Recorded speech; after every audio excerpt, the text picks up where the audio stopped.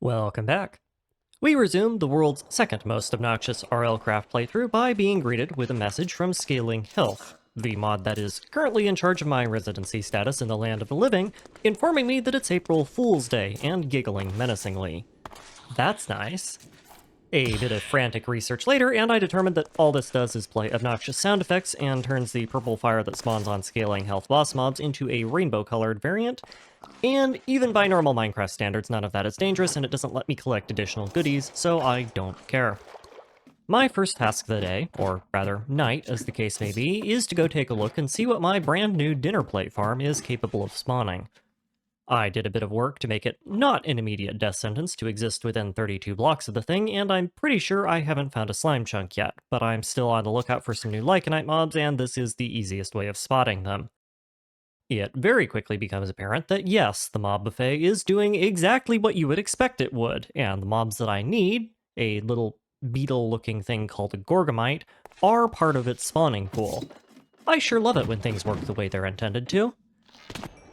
I had intended to spend the rest of the night farming as many Gorgomites as I could, but naturally Lycanite had different ideas, and decided that instead of progressing the game, I should spend some more time engaged in some performative molding. Today, class, we're going to learn about the letter B. B is a letter that is used in a lot of words, like bitrate, which I currently don't have any of. That's because it's raining, and I'm trick-shotting swamp demons while playing with my FOV blown out to Quake Pro, a setting that I normally tone down during recordings for the people in my audience who don't play the game like a cracked-out 14-year-old. The Lycanite event of the day is something called Winged Venom, and it is remarkably chill as Lycanite events go. None of the locals cause spontaneous explosions, and I have a decent enough weapon to kill some of them, so instead of this being an extinction event of goose and only goose, it's more like your average day of shopping at my local Walmart. Today we are looking for slime balls and various kinds of fungus, which also is a lot like the average day at my local Walmart now that I think about it, because I lucked into a Silk Touch enchanted pickaxe from an infernal mob a while ago, and one of the mobs that spawns during this event converts dirt into mycelium. For the life of me, I cannot imagine why I would need mycelium, but the sun is shining, so I figure I might as well make hay. A drop of bathtub alchemy and some gilded doctor repellent later, and I am also now fully equipped with all the things I need to entrap and genetically modify the local peasantry, so my nights are going to be spent solely dedicated to baiting zombies in and hoping to get lucky for the foreseeable future. During the day, I will need something to keep myself entertained, though, and with ready access to Gorgomites, I have just the thing. Gorgomites are a Lycanite mob that drops sandstone and iron ore when killed, and as such is probably one of the most useful mobs in the run. The iron ore is nice for obvious reasons, but for now the priority is actually the sandstone, because sandstone plus anvil crafting equals sand, which means glass, which is weirdly important when you want to make greenhouse glass for some as of yet hypothetical farm plots. Elsewhere on the island, other projects are continuing apace. If the snow sheeting down outside and my perpetual state of rampant hypothermia wasn't a clue, we're in the depths of winter at the moment, which means it's time for me to collect some ice and magma blocks. I might not be able to transmute saplings, but I can transmute frozen water just fine, and being able to make strength potion rings seems potentially useful down the line. I have no idea what I will do with the ice, but continuing in my trend of collecting random junk, I figure I might as well pick up a few pieces while it's there. From the dinner plate, I also finally got the tool that I need to improve my cobble farm, which until recently was having to rely on plain old boring vanilla production mechanics. And with the power of Lycanite taxidermy, this needs no longer be the case. All you have to do is simply jam a wolf's head on a stick, and then put a mud crab, I guess? Sure, yeah. A mud crab tail in the wolf's mouth, and you now have somehow a tool capable of digging stone and dirt in a 3x3 area, shooting magical mud balls, and traumatizing your house guests, all in one convenient package. You will be happy to know that the first zombie villager I happen across does not come from the massive open concept spawning platform that offers an ideal environment to capture them, but instead from my cramped general purpose skyblock farm design that is 50% obsidian and backpacked by volume. Rather than test my willingness to break obsidian with a gold pickaxe, however, the game opts instead to blow it to pieces with the help of a passing witch. This is why we brew our own weakness potions, folks. You never know what those ladies are going to be cutting them with. Righto, back to cranking cobble. I have the tool, now I just need the farm. This is easier said than done, given that I have precisely 1 bucket of lava to my name, but we can solve that problem with the untapped power of watching paint dry. Wait, no, sorry, the untapped power of fishing. I get those two mixed up. Point remains, there is a rare fish called a magmatic jellyfish that lives only in lava, and can be fished up with a rod crafted with the obsidian bobber upgrade. Conveniently for me, you only actually need 1 bucket of lava to fish in, because even though the mod requires multiple blocks of lava to catch the fish in, it doesn't bother checking if their source blocks are flowing blocks. This fish can then either be milked or squeezed, and I'm not sure which is worse there, but both are really terrible to imagine, into a bucket to produce a fresh new block of lava. They aren't infinite unless you put together a bait box, and I could not be bothered to make and stock one. So I ran out after fishing up 5 of them, but that, combined with my starting lava bucket, is more than enough to put together this little beauty. I don't have enough hoppers to perfectly collect everything that drops out of it yet, but ignoring that, I now have an extremely necessary 18 cobblestone per block break grinder, which will nicely set me up for the foreseeable future. Now that the building block supply problem is out of the way, let's touch back on the whole greenhouse glass thing.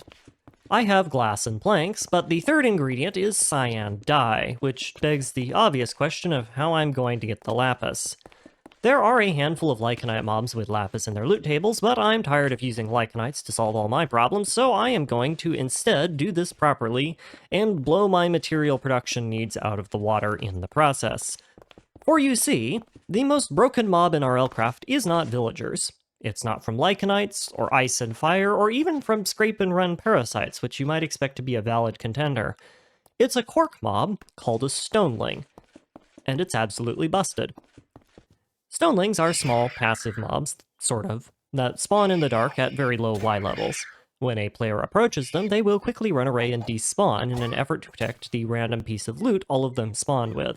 This is the intended way to get something called a Heart of Diamond, but their loot tables also include the processed form of most vanilla ores weighted towards the more common ones, mob heads, all 3 varieties of horse armor, and certain mob drops, all of which, barring the heads, I'm very interested in getting my hands on. Of course, to moderate the incredible overpoweredness of what is basically an infinite diamond farm, they're also extremely rare. Or rather, they're supposed to be. Mob spawning is a little bit weird in RLCraft. Vanilla mobs behave mostly as normal. There are some AI quirks, but nothing exceptionally strange. Lycanite mobs have their own custom spawning conditions that operate entirely independently from the rest of the game, and there isn't really a 100% foolproof way of spawn-proofing against them while also being able to play the game, but that's actually fine because they also have an entirely separate mob cap. Stonelings, on the other hand, they cheat. They are technically a hostile mob, despite not being able to attack, and they require darkness to spawn, respect the peaceful game mode mob despawn patterns, and contribute to the hostile mob cap, just like a regular hostile mob. What they don't respect is the rule that prohibits mobs from spawning in tiles occupied by non-full blocks, such as, say, slabs, and they are entirely unique in this property. There is no other mob in RLCraft that does this. I sure wonder what happens if I have an entire world whose spawn cap is only able to be consumed by this one specific, super rare, weirdly spawning mob. Nothing, actually, but that's probably because I finished it in daytime. Hold, please. Alrighty, there we go. Now, unfortunately for me, you cannot shoot these things to kill them, at least not with vanilla arrows. That's fine though, because when they're in slabs like this, they don't really ever bother moving, and their scare range is slightly shorter than my weapon's hit range, so sneaking up on them is only slightly harder than taking out some seals for a night around the town. There also seems to be some sort of other restriction to their spawn pattern that is tied into biomes, because never once have I seen these things spawn on the red desert side of my platform. But I never really rigorously tested it, so I'm not willing to 100% commit to that being the reason why they don't spawn. Regardless, I got what I came here for, which was lapis.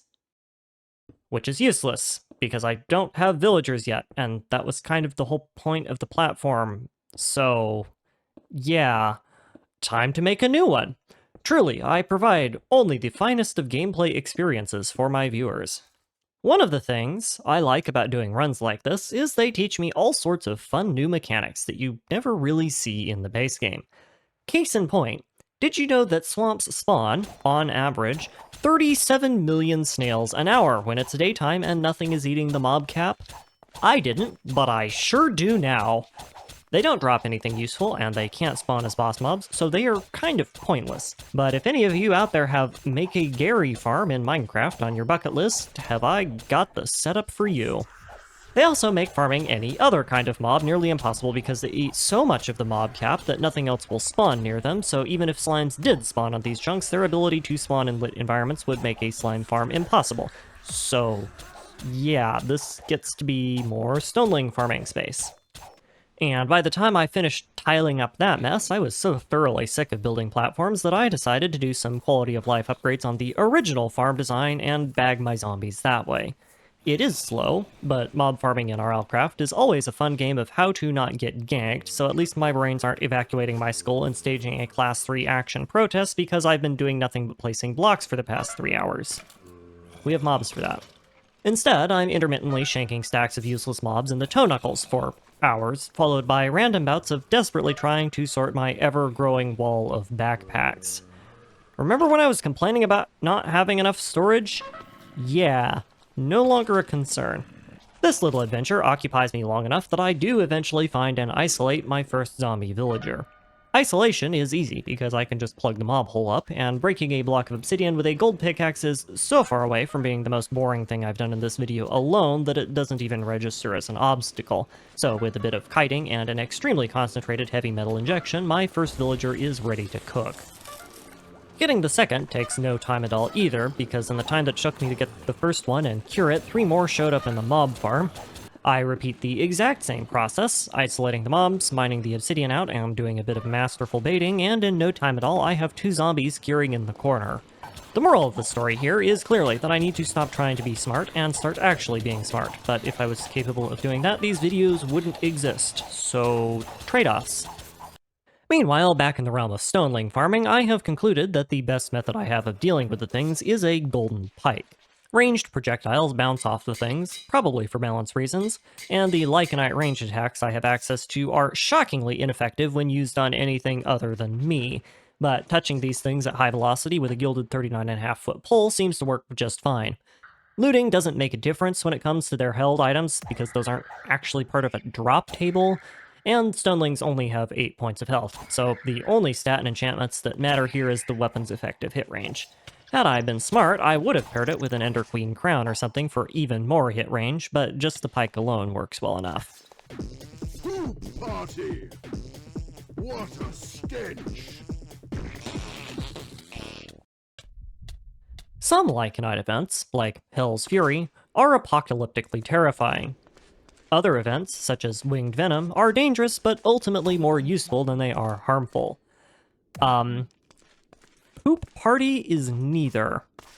I honestly think the creators of Lycanites woke up one morning with no goal other than extracting medically implausible amounts of urine out of everyone who plays their mod, and that Poop Party was the result. Because this event is the pinnacle of toddler humor, and that is really all it has going for it. Other events spawn in flying eldritch horrors, or... well, actually no, flying eldritch horrors make up a shocking quantity of the events that can happen, now that I think about it, but the point remains, they are dangerous and they want to kill you. This one just spawns in a nearly infinite amount of cracked out hairy nerve apes, also known as conbuzz, who have been exclusively fed a diet comprised of gas station snack food, WD-40, and Miralax for the past 3 years. They also drop their anuses when killed. Yeah, I am not making this up. Lycanites interrupted my villager farm construction montage, and all I got out of it was a few stacks of pre-processed cocoa beans and a bit of cheek. I would like to request a return, but I've already been the victim of quite a few deposits already, and as a healthy and well-adjusted individual who does not substitute soybean oil for 3 of the 5 major food groups, I don't think I have the constitution needed to reciprocate. So that's nice. Anyway, villagers. One of these days I'm going to play a mod pack that doesn't let me solve the villager population crisis by slamming some doors down and precipitating a biblical amount of inbreeding, give or take some optional nutritional needs. Until that day comes, I am perfectly happy to recreate myself some homebrew Monsters Inc. and let them go at it. But that requires transporting them to some sort of breeding chamber in the first place. Using stairs was agonizing when I did it in New Horizons, and water chutes are basically just asking for them to drown, so... Choo-choo, gentlemen, it's time to play with trains. Yay. I sure do love trying to cram villagers into minecarts without killing them. The instant my villager pen turns into something the game thinks is a village, Aegis begins spawning, which is simultaneously a good thing and a bad thing. It's a good thing because I really want their loot. Quartz has some nice redstone applications that I may or may not end up needing, and has a couple of decent crafting recipes for random junk regardless, and emeralds are nice. But in the quantities I will need, I don't think this is going to make much of a difference. It's a bad thing because killing them spawns chaos elementals, which usually return that death back to sender better than a boomerang on a bungee cord, and in the rare instances that killing the Aegis doesn't spawn a stitched-together amalgamation made of John Deere's entire legal team to marmalize me into the next dimension, they can combine with all of the other ambient elementals to form level 80 death mobs with several hundred HP. The unspoken issue of having two villagers repopulating the planet is that they are going to be really slow getting started. So rather than do what I did in New Horizons and wait hours for my first couple of spawns, I'm going to do literally anything else. Like work on my agricultural base, because they need food in this version. RLCraft is built in a version of the game that predates Village and Pillage, and doesn't have any decent ways of farming emeralds that would scale enough to support my villager economy, so even ignoring their breeding needs, I'm gonna need some farms, and by extension, greenhouse glass and dirt, in pretty substantial quantities. Which means I need more glass, and thus more gorgomites. We'll touch back on the dirt problem in a bit. I have another spawning platform to build. Gorgomites are almost always only one block tall, which makes creating a farming environment that preferentially spawns them pretty simple. The one problem is that environments that can spawn Gorgomites also can spawn spiders, and the vanilla mob spawning code really likes spawning spiders. I have basically created a 1-to-1 scale model of my basement in Minecraft, and I hate it. It does make an excellent string farm, though, and I can sell string to villagers, so the spiders are at least paying rent, which is more than I can say about the ones in real life. In a pleasant change of pace from basically every other mob farm design that I've tried to wing ever, this one actually works pretty well. Lycanites doesn't give a toss about the vanilla mob cap, so having more spiders crammed into a sweatbox than your average Comic-Con makes precisely zero difference to their already low spawn rates, and the sheer consistency of a mob farm that only spawns spiders and Gorgomites makes selectively farming the things that I want easy. The one drawback is everything is pitch black. You all will hopefully have the privilege of seeing what's going on because I touch up my footage in post to fix this sort of thing, but I am currently as blind as a bat in a bilge pump down here. Next time I have to farm sand, I will be bringing a night vision ring because this is ridiculous. Now that I can produce enough sand for bulk greenhouse glass production, it's time to do that one agricultural revolution thing. My villager food of choice for this run will be bread. In vanilla, this isn't as good a villager fodder as carrots or potatoes because you only get 1 wheat per harvest, but I have so many different passive effects from level up and reskillable running that my wheat yields are massively buffed, and bread is the densest villager food of choice, so it makes sense to use it if I'm going to be stocking them up and letting them poop out babies. To be quite honest, I'm not entirely sure what I want out of my villagers other than good enchanted books at this point, but we will see. I still have a couple of huge hurdles to cross before I can start taking shots at Lycanite bosses, so they've got to be good for something. I learned a couple of fun pieces of trivia from this project. First off, golden hose don't count as valid targets for golden osmosis. This isn't entirely unprecedented since the gold saw variant from No Tree Punching doesn't count either, but I can't think of any reason why this would have been nerfed, so my guess is it was just an oversight that didn't get patched because nobody uses gold hose. I also learned that bone meal works perfectly fine, actually. I have no idea why I thought it didn't. Maybe I was trying to use it on a plant outside of its normal growing season or something, but it functions exactly like you would expect. And that bit of information is really rather transformative when it comes to my farming strategy, because now instead of relying on stupid things like sunlight or my charming personality to grow my wheat, I can simply write a hotkey script to bone meal a wheat seed and harvest it half a dozen times a second. You could argue that having a script to do this is a little bit cheesy, and, well, yes, it is. But also, I spent a rather unhealthy amount of time farming mobs to collect all of the bones in the first place, so I feel like I deserve the easy win. And also, I have a life that doesn't revolve around watching grass grow in a video game, somehow, and would rather like to keep it that way. Plus, with this game being what it is, having a script to do the farming doesn't really help all that much either. Turns out that having random mobs spawn every time you do something as simple as pick your nose makes for a very useful botting deterrent. With my villagers breaded and soon to be bred, I can finally return back to the basics.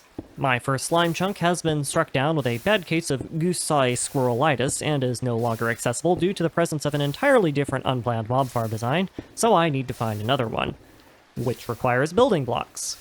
Which means I get to sit down at my cobble chunker and engage in high-performance gameplay for another hour, complete with some assistance from the less-than-friendly wildlife checking in to make sure that I wasn't AFK. Yes, RLCraft, we get it. You like to spawn mobs.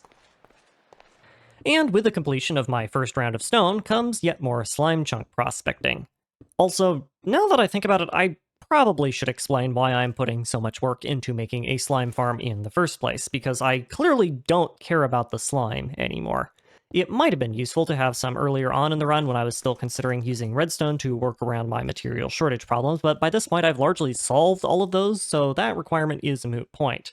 No, I am instead far more interested in the slimes themselves. Despite being combat-focused, RLCraft isn't balanced around you being able to kill lots of mobs very efficiently, and it actually goes out of its way to prevent you from doing this because it wants the game to be about finding, beating, and looting dungeons. Theoretically, mobs are the means by which the game makes dungeon crawling challenging and incrementally rewarding, and are not the end goal in and of themselves. In practice, however, you can only use one weapon, wear 4 pieces of armor, and have 8 baubles equipped at a time, so most of your early and mid-game progression is entirely limited by how much XP you can collect, not how many pairs of pants you manage to loot from the great Bilbo Baggins' box of bountiful booty. To top it all off, mob drops are so much more useful than 99.9% of the junk you find in a dungeon chest that having to hunt mobs in dungeons is usually more of an inconvenience than anything else.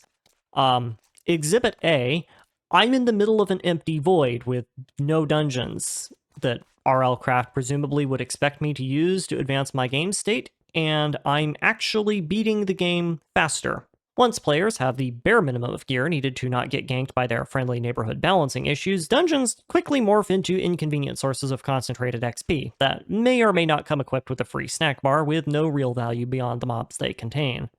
Enter mob farms, because why should we spend hours commuting to a dungeon to kill mobs when we could instead make the mobs come to us? During my hardcore series, I short-circuited quite a lot of the game's intended grind by building a guardian farm, and in doing so gave myself access to an infinite source of XP and in-game level baubles, enchantments, and crafting materials, an order of magnitude more concentrated than any dungeon could ever hope to achieve. The key metric here is not actually XP.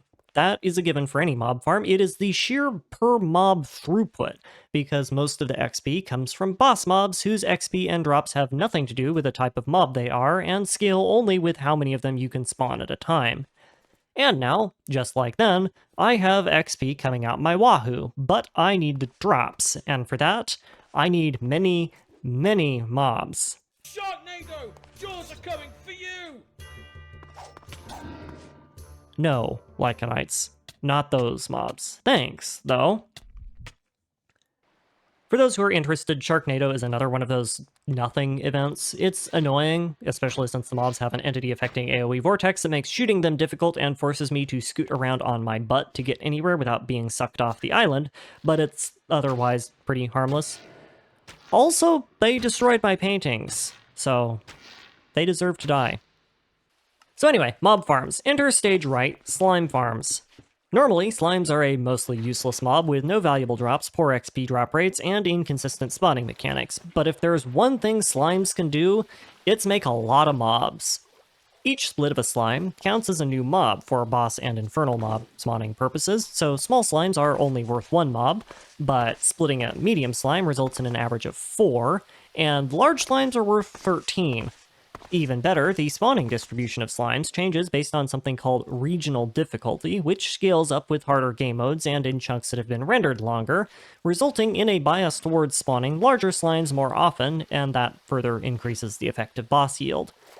Tack onto this that they are one of the very few hostile mobs that can be selectively filtered for by lighting up a spawning area, are easy to corral, and are generally quite harmless, and you have yourselves the makings of a phenomenal mob farm candidate that I intend to exploit the living daylights out of.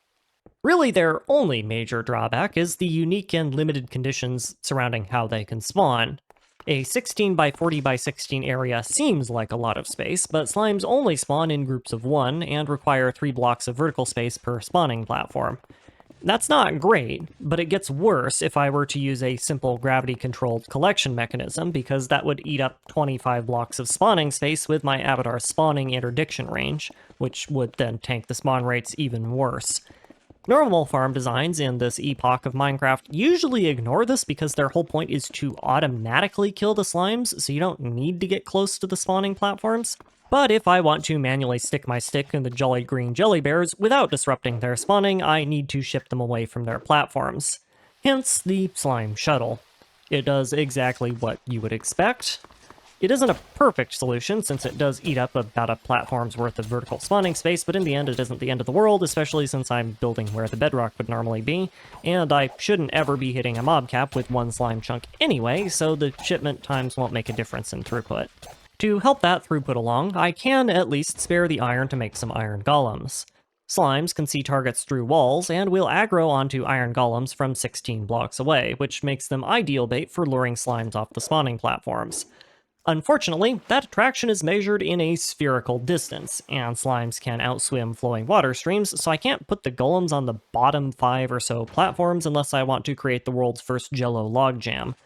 If what I've seen from the farm already is any indication, this is an entirely unnecessary upgrade, but iron is free thanks to the generous contributions of several hundred stonelings, so why not?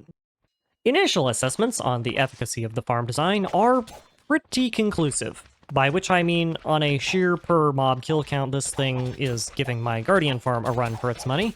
The overall XP output is actually quite a bit lower than I expected it would be, but I don't have education or adept enchantments, so we will reserve judgment there. Of course, no mob farm is complete without an appropriate farming implement.